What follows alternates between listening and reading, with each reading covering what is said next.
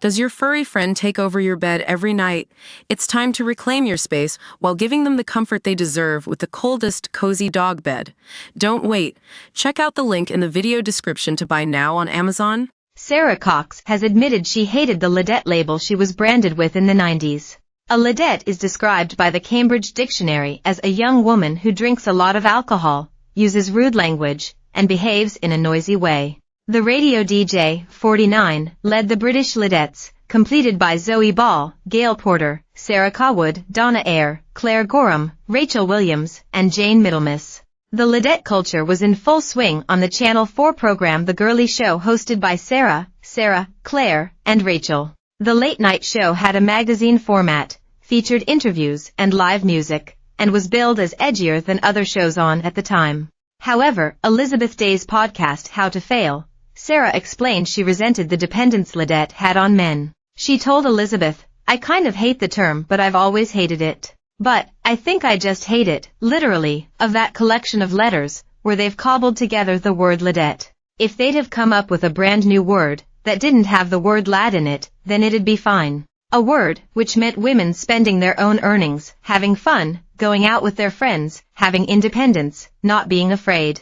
Not worried about being glamorous or feminine or ladylike, but actually just being themselves and having a laugh and being really good mates with other girls and supporting." So, the vibe of ladette and the fact that they tried to minimize, hold us down a little bit with that, was that, "You're just trying to be like the boys." And, "We were never trying to be like the boys." Sara expressed very similar sentiments on This Morning in 2020, and also in 2008, when she said, "Ladette is a word that makes my toes curl now." Elsewhere in the podcast, Sara revealed that she was blamed for Sacha Baron Cohen saying "mother **** or live on BBC Radio 1's breakfast show. The broadcaster and author was just 27 years old when she had actor Sacha, as his controversial character Ali G, on The Breakfast Show in 2002. The BBC was thrown into turmoil when, as part of a gag, Sacha said the F-word clear as a whistle live on air during a slot which was regularly listened to by kids as young as 4. Sara shared her upset at the fact that she was the one who received the blame for the blunder, not the man who had stitched her up.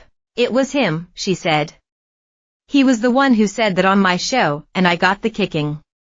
It was all about how I messed up rather than what he did to me." Recalling the incident, Sara said she was given a list of questions to ask Sacha/Ali and he had a script of the answers he would deliver. Sara said the style of interview with someone known to be controversial would be handled very differently now, likely pre-recorded so the person could not pull such a stunt live on air. "My questions are really quite simple and his answers are kind of near the knuckle and a little bit racy and a bit cheeky, but it wasn't that outrageous for breakfast, it was fine," she recalls. Sara says that his gag involved trying not to swear on air by spelling out the word instead of saying it.